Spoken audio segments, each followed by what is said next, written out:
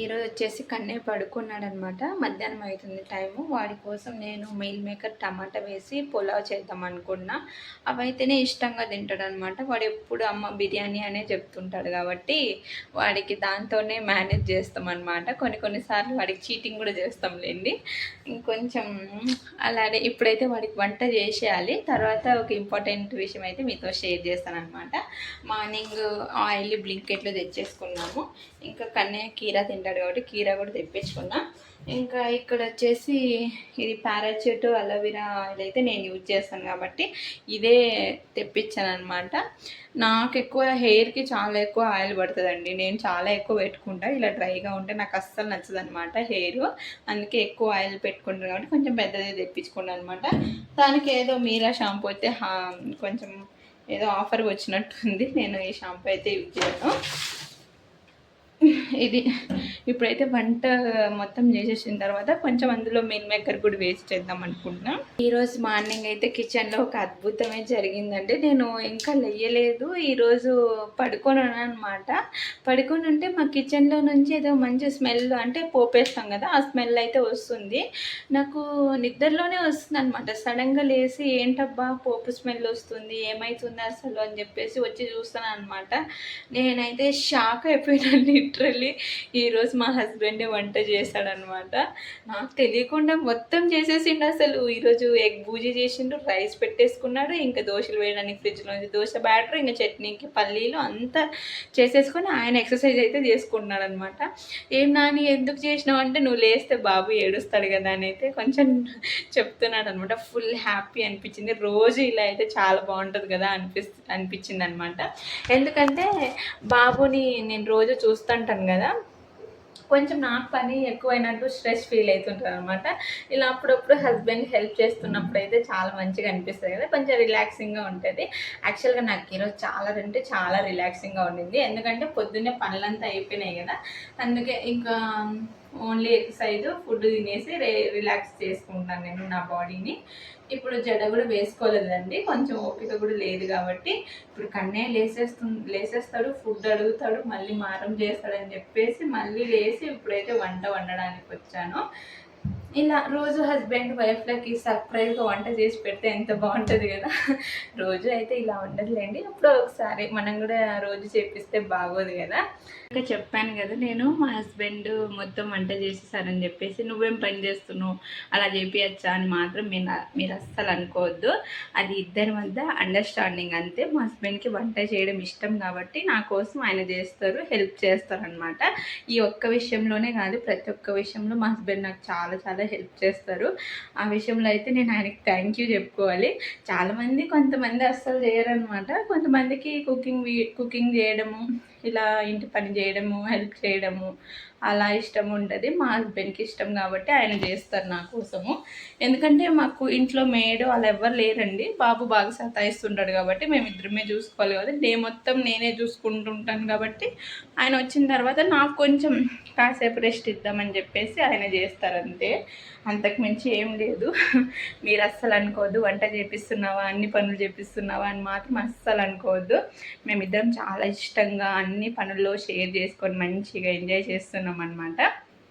అది మ్యాటర్. కన్నయ్య కోసం ఫుడ్ అయితే అవుతుంది. వాళ్ళ డాడీ ఇందాకే ఫోన్ చేశాడు. బిడ్డ మీద లవ్ అలాంటిది అనమాట. బిడ్డ పడుకోవాలని చెప్పేసి నన్ను లేపలేదు, ఆయనే వంట ప్రిపేర్ చేసేసుకున్నారు ఈరోజు. అది మ్యాటర్ అక్కడ. ఫస్ట్ మ్యాటర్ ఏంటంటే బాబు పడుకున్నాడు, దానివల్ల ఆయన ఈరోజు వంట చేయాల్సి వచ్చింది. లేకపోతే నేనే చేస్తాను. చాలామంది మా ఫ్రెండ్స్లో నన్ను ఏం అడుగుతుంటారంటే, నీకు మంచి హస్బెండ్ వచ్చారు, అసలు మీకు ఇద్దరి మధ్య గొడవలే ఉండవని చెప్తుంటారు అనమాట. యాక్చువల్గా మా ఇద్దరి మధ్య కూడా చాలా గొడవలు వస్తాయి. అది కామను. ప్రతి ఒక్క ఫ్యామిలీలో, ప్రతి ఒక్క house and wife and husband మధ్య కంపల్సరీ గొడవలు అనేది ఖచ్చితంగా ఉంటాయి. వాటిని కొంచెం మేనేజ్ చేసుకొని వెళ్తూ ఉంటే అదే కదా లైఫ్. అలానే ఉంటుంది. కాంప్రమైజ్ అయిపోతుంటాం మేము. 1 డేలో, ఒక హాఫ్ డేలో కాంప్రమైజ్ అయిపోతాం అనమాట. అలానే ఉంటుంది. మా ఇద్దరిలో 2 ప్రెగ్నెన్సీ నాకు కన్సీవ్ అయ్యాయి అనమాట. ఆ 2 ప్రెగ్నెన్సీ మాకు గొడవతోనే మొదలయ్యాయి అనమాట. యాక్చువల్లీ మా ప్రెగ్నెన్సీ పోయిందనమాట. అంటే నాకు వన్ ఇయర్ గ్యాప్ వచ్చింది. ఆ ప్రెగ్నెన్సీ మిస్క్యారేజ్ అయిపోయిన తర్వాత 1 ఇయర్కి మేము ఇక్కడికి వచ్చాము. ఆల్రెడీ అక్కడ అయిపోయిన వెంటనే ఇక్కడికి వచ్చామన్నమాట. హాస్పిటల్ మంచి కన్వీనియంట్ ఉండాలని చెప్పేసి ఇక్కడికి వచ్చిన తర్వాత కన్యా ప్రెగ్నెన్సీ కన్సీవ్ అయింది. అది కూడా 1 ఇయర్ తర్వాత అయింది. ఆ ప్రెగ్నెన్సీ మిస్క్యారేజ్ అయిపోయిన తర్వాత కన్నయ్యని మాకు ప్రెగ్నెన్సీ కన్సీవ్ అవ్వడంలో చాలా చాలా కొంచెం కామెడీగా ఉంటుంది చెప్పడంలో. నాకైతే అసలు ప్రెగ్నెన్సీ కన్సీవ్ అవుతున్నా అని చెప్తే కొంచెం ముందుగా గొడవ ఉంటుంది గైస్, ఖచ్చితంగా గొడవ ఉంటుంది మా ఇద్దరికి. అది ఒక హ్యాపీ అనుకోవాలో లేకపోతే మనం హ్యాపీగా ఉండడానికి ఇంకొక బేబీ మన లైఫ్లోకి వస్తుందో అని అనుకోవాలో తెలియదు, కానీ ఇంకొక బేబీ అయితే మా లైఫ్లో రాబోతుంది అనమాట. ఆ మూమెంట్ జరుగుతుందంటే ఇక్కడ ఇంకొక హ్యాపీ మూమెంట్ మనం లీడ్ చేస్తాము అన్నదైతే నాకు బాగా అర్థమైపోయింది. అసలు మాకు ఏం చేయాలో అర్థం కాలేదన్నమాట ఆ సిచ్యువేషన్లో. హాస్పిటల్ ఏమో దగ్గరే, కానీ మిస్క్యారేజ్ అయిపోతుందేమో, ఇప్పుడే కదా చూపించుకున్నాము. దీపావళి పండగ అనమాట, నెక్స్ట్ డేనే. నాకు అయితే దీపావళి పండగ అంటే అస్సలు ఇష్టం లేదనమాట. ఫస్ట్ ప్రెగ్నెన్సీ కూడా నాకు దీపావళి పండగ రోజే మిస్క్యారేజ్ అయింది. ఇది కూడా అప్పుడే అయిపోయింది. ఫస్ట్ ప్రెగ్నెన్సీ ఎలా అయింది ఏంటి అవి మీకు తెలియాలంటే కమెంట్ చేయండి, ఖచ్చితంగా అది కూడా షేర్ చేసుకుంటాను. ఎందుకంటే న్యూ మ్యారీడ్ లైఫ్ వాళ్ళు అలా ఉంటారు కదా, వాళ్ళు కూడా జాగ్రత్త పడాలని చెప్పేసి చాలా చాలా టిప్స్ అయితే చెప్తాను. మీకు కూడా యూజ్ అవుతుంది, ఇది కూడా యూజ్ అవుతుంది. మీరు కూడా వినండి, ఖచ్చితంగా డెఫినెట్గా లైక్ చేయండి. అయితే అప్పుడైతే మిస్క్యారేజ్ అవుతుందేమో అని చెప్పేసి చాలా భయపడ్డాము. తొందరగా అయితే మా ఆడబిడ్డ బాబు అయితే డాక్టర్ అనమాట, ఏం అవ్వదు మామ, మీరు తొందరగా ఆఫీస్ అదే కొంచెం దగ్గరలోనే కదా హాస్పిటల్, తొందరగా హాస్పిటల్కి వెళ్ళండి అని అయితే చెప్పారనమాట. చెప్తే తొందరగానే వెళ్ళాము. అక్కడ మేడం అయితే వచ్చారు, చూసారనమాట నన్ను. చాలా హెవీ బ్లీడింగ్ అవుతుంది, ఖచ్చితంగా మీరు 5th మంత్ వరకు లేవకూడదు, అసలు బెడ్ రెస్టే ఉండాలి, అసలు ఏ పని ఓన్లీ తినడానికి వాష్రూమ్కి మాత్రమే మీరు లేయాలి, ఇంకా దేనికి లేవకూడదు, ఏం పని చేయకూడదు అని అయితే చెప్పారనమాట. ఎందుకంటే ఇంకా మాకు ఎవ్వరు లేరు చూసుకోవడానికి, మా హస్బెండ్ పాపం అనిపించింది అనమాట. నాకైతే ఏడుపు ఆగట్లేదు.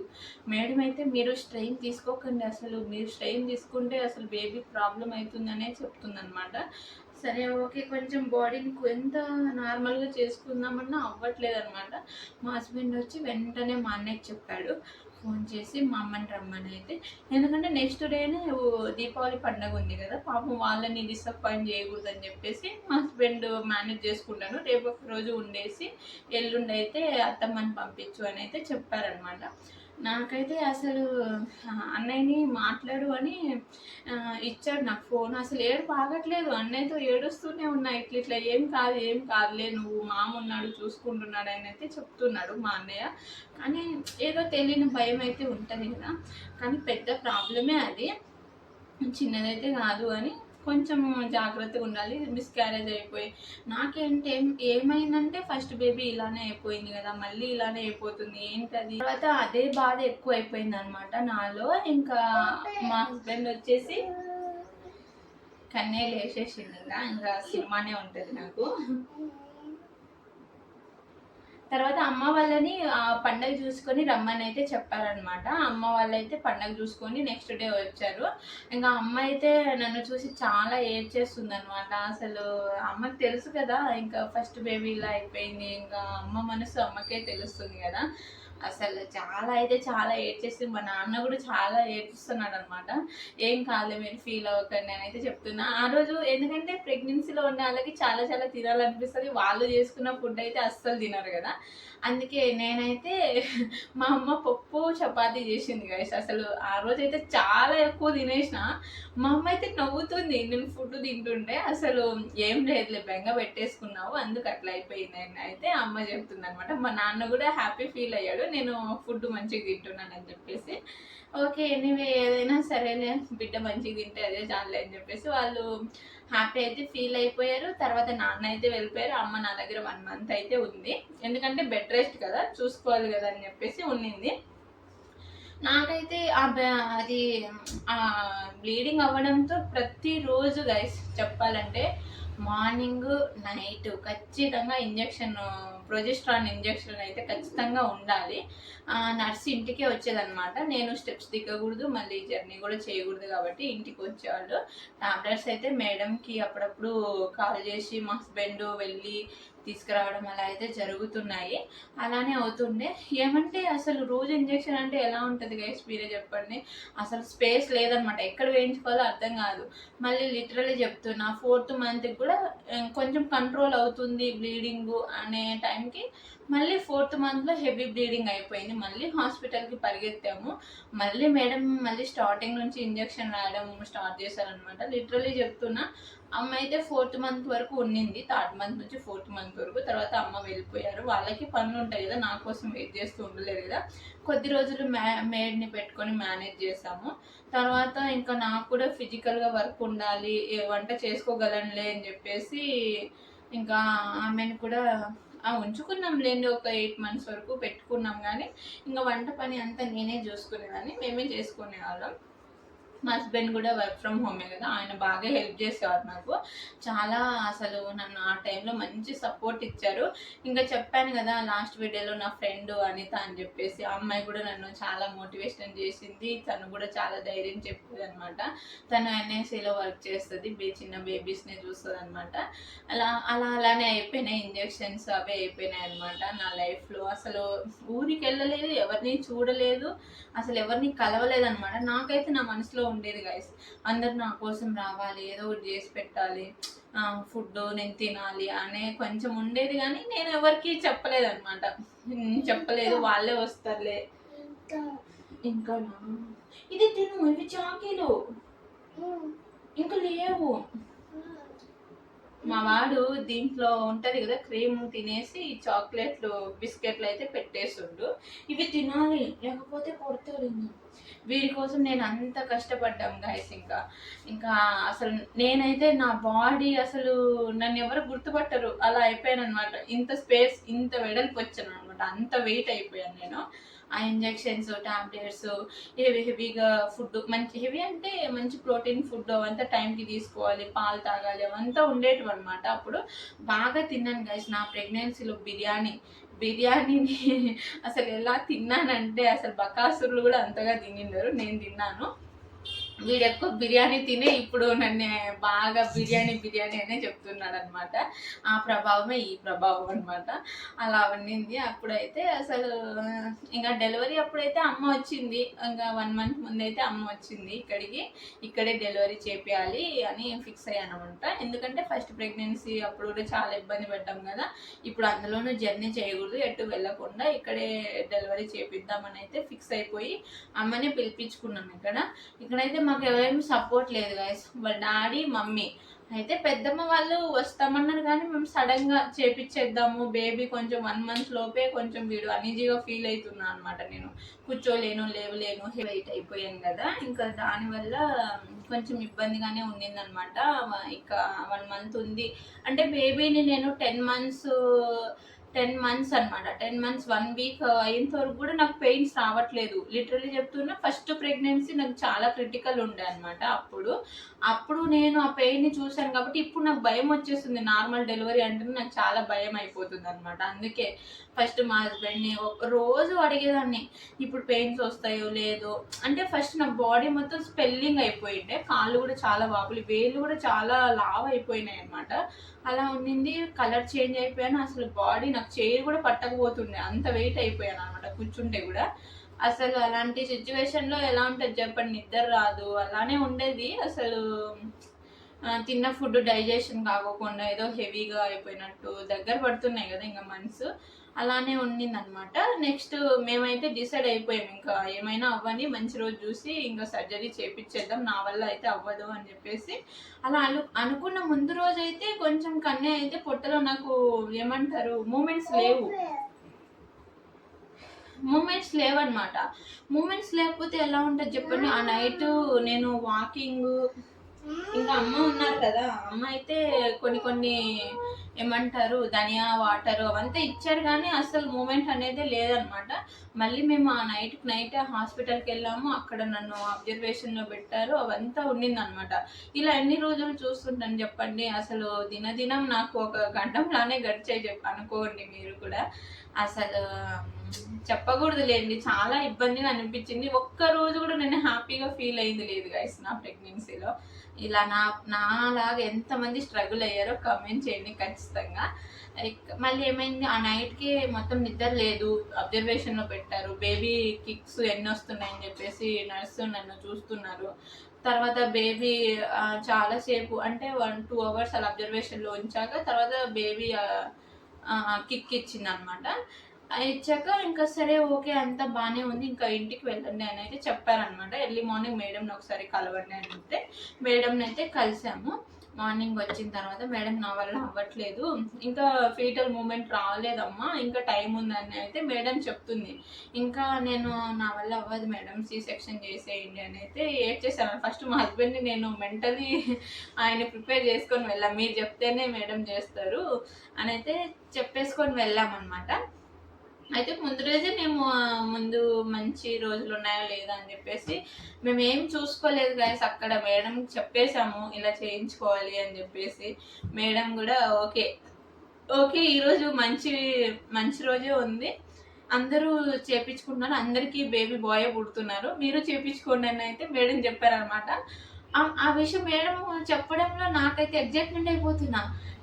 నా పొట్టలో ఏ బేబీ ఉందో అసలు అందరికీ బాయ్ అన్నారు కదా, ఖచ్చితంగా నాకు కూడా బాయ్ ఉంటుంది, ఈ మేడం తెలుసు కదా, ప్రతిదీ నన్ను అబ్జర్వ్ చేస్తూనే ఉన్నారు కాబట్టి బేబీ బాయో గర్లో తెలిసింటది కాబట్టి బాయ్ ఉందని మాత్రమే చెప్తున్నారని ఈరోజు చేయించుకోండి. చాకీ అయిపోయిందా? ఓకే, ఈరోజు చేయించుకోండి అని అయితే చెప్పారు. అయితే డిసైడ్ అయిపోయాం, ఫుడ్ తినకండి అయితే చెప్పారనమాట. అయితే నెక్స్ట్ అమ్మకు కూడా చెప్పా, అమ్మ ఆల్రెడీ రెడీగానే ఉన్నారనమాట. ఎందుకంటే నేను అక్కడ టార్చర్ పెడుతున్నాను కదా ఇద్దరిని చేయించుకోవాలని. అమ్మ ఏ మూమెంట్లో అయినా అంటే బేబీ జయు అవునా జయు పొట్టలో ఉన్నప్పుడు ఏమేమి చేశాడో చెప్తుంది.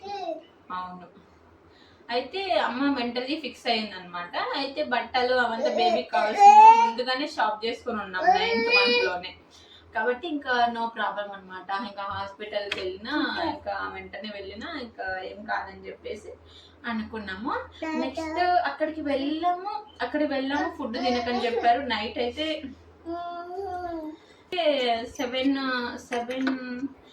7:42కి అలా బేబీ డెలివరీ అయ్యిందనమాట. అయితే నాకు మేడం వాళ్ళు మాట్లాడిస్తున్నారు, నువ్వేం చదువుకున్నావు, మీరు ఎంతమంది ఏంటి అని మాట్లాడిస్తారు కదా ఆపరేషన్ థియేటర్లో.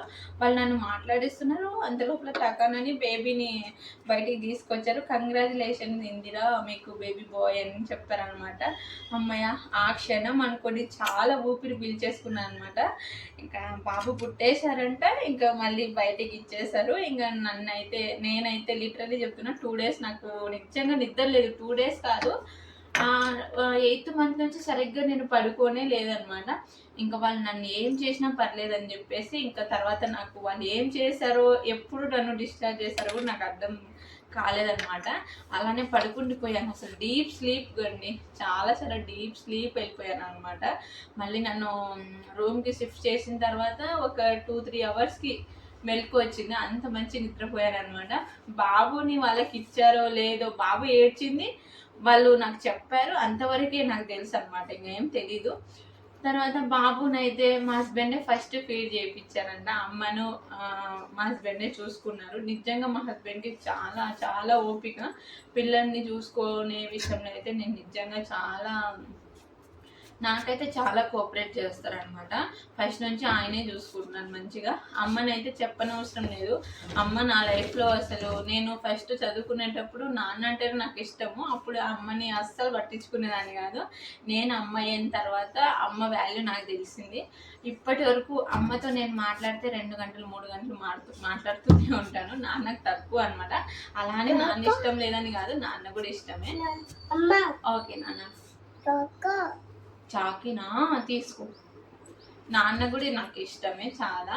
కానీ అమ్మని ఇంకొంచెం బాగా అర్థం చేసుకోవడంలో ట్రై ట్రై చేయడం కాదు, చాలా అర్థం చేసుకున్నాను అనమాట. లిటరలీ అందరూ అమ్మని రెస్పెక్ట్ చేయండి.